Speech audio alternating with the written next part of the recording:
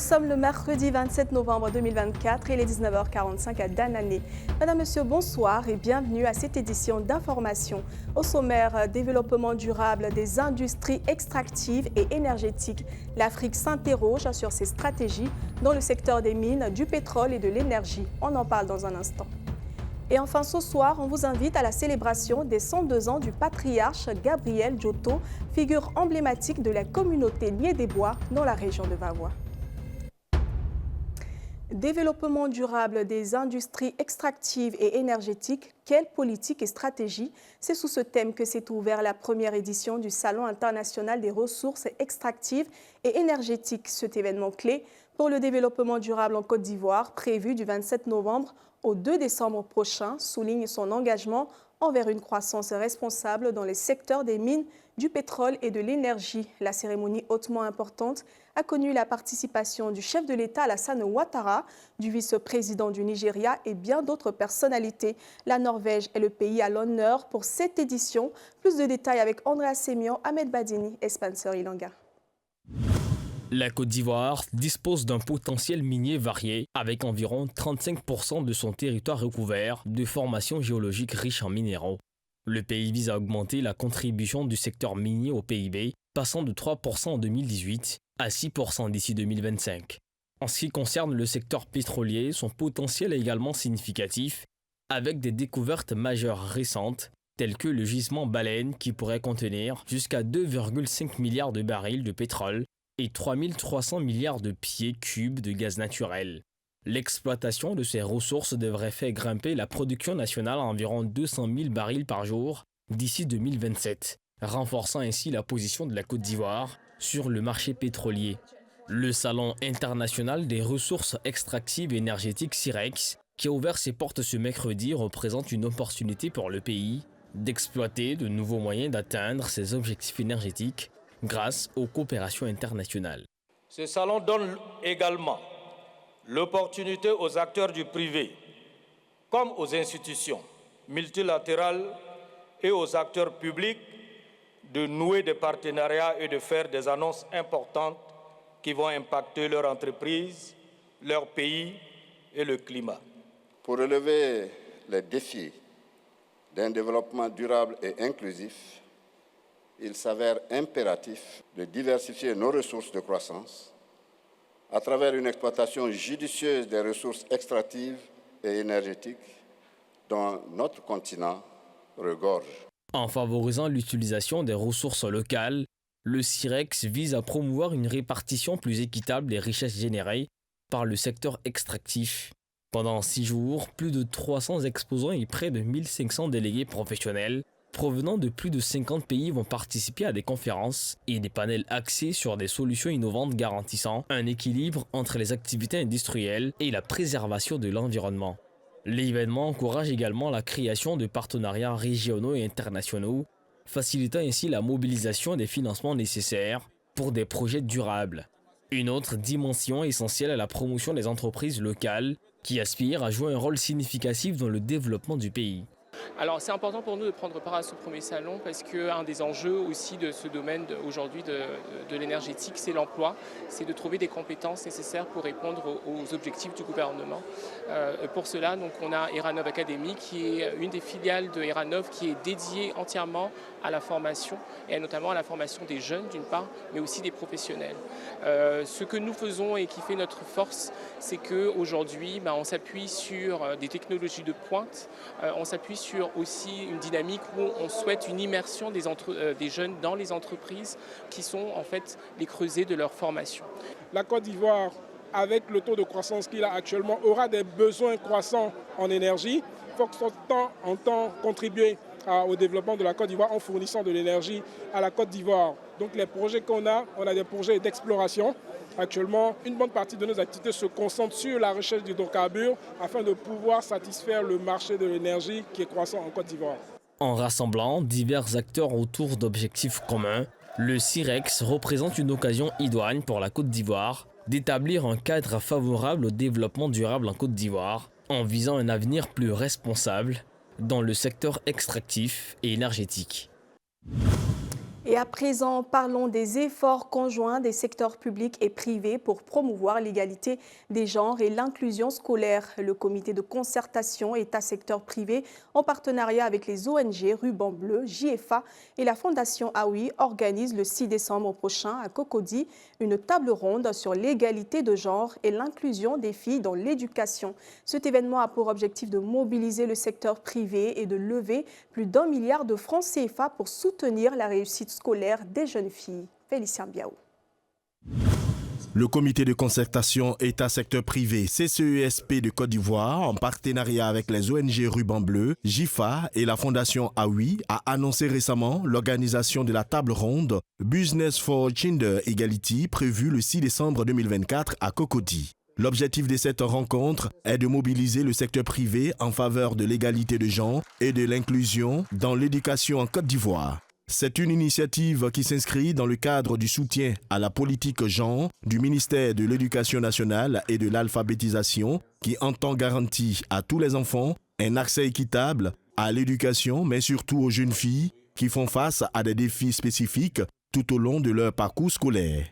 Avec la table ronde Business for Gender, la GNP apparaît désormais comme un formidable tremplin pour développer des initiatives et des projets concrets communs entre l'État et le secteur privé, avec pour objectif d'impacter substantiellement les conditions de vie des populations les plus fragiles et apporter des réponses aux nombreux défis auxquels sont confrontées nos communautés.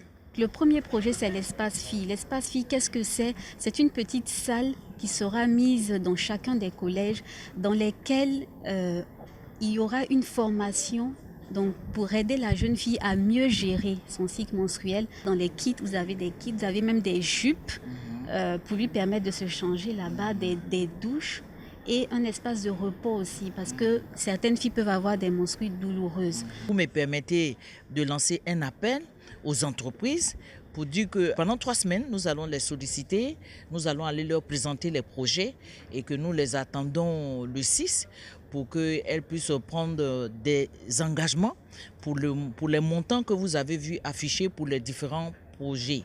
Ce n'est pas des montants très élevés, mais le plus important et le défi est dans la faisabilité. Le projet Business for Gender Equality entend récolter un financement d'environ 1,62 milliard de francs CFA pour obtenir des résultats concrets dans les domaines de la sécurité, de la santé et de la réussite scolaire.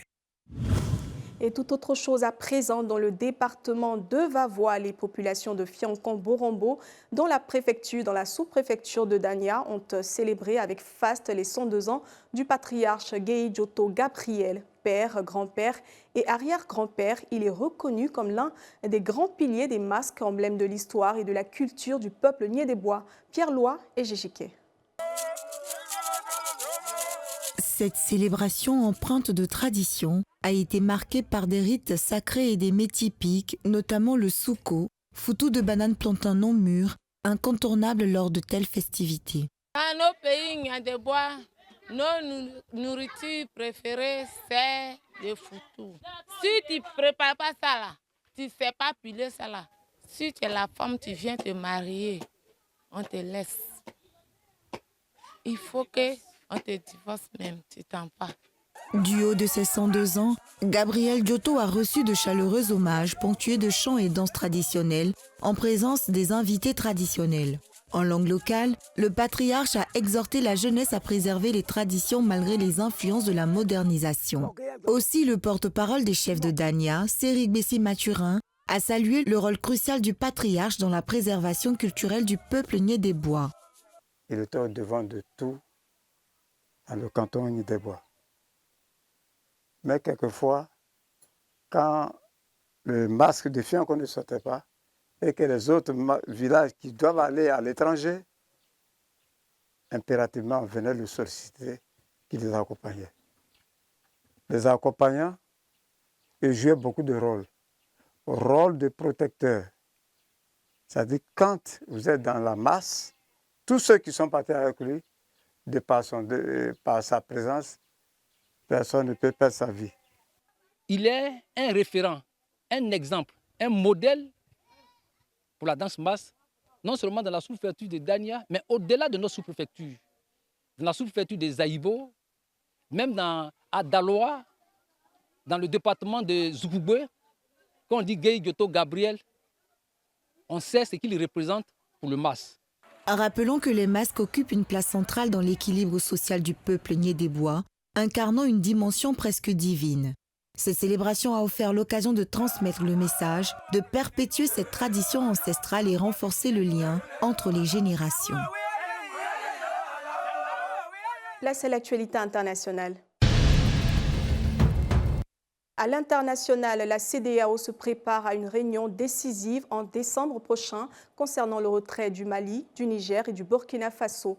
Au Sénégal, des députés français demandent une enquête sur le massacre de Thiaroye, 80 ans après. L'ONU, quant à elle, ouvre une enquête sur des accusations d'exploitation sexuelle au Tchad. Et enfin, les tensions entre la Russie et le Royaume-Uni s'intensifient avec l'expulsion d'un diplomate britannique et l'arrestation d'un citoyen anglais en Ukraine. Toujours avec JJK. La CEDEAO se prépare à une réunion cruciale prévue en décembre prochain, au cours de laquelle une décision importante sera prise, confirmer ou non le retrait du Mali, du Niger et du Burkina Faso.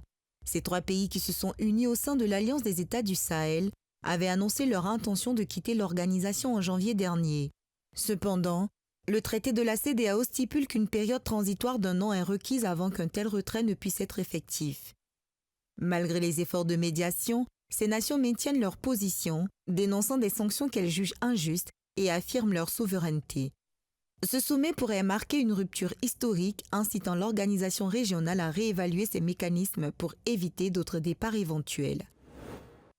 Alors que le Sénégal se prépare à commémorer les 80 ans du massacre de Thiaroye, une tragédie de l'histoire coloniale survenue le 1er décembre 1944, 5 députés français ont demandé la création d'une commission d'enquête parlementaire pour éclaircir les zones d'ombre entourant cet événement. Si cette demande est approuvée, les travaux pourraient commencer en mars 2025 avec des auditions d'historiens, de descendants de victimes et d'experts militaires. Une reconnaissance officielle de cet acte par l'État français pourrait en découler, représentant un pas significatif vers la mémoire et la justice.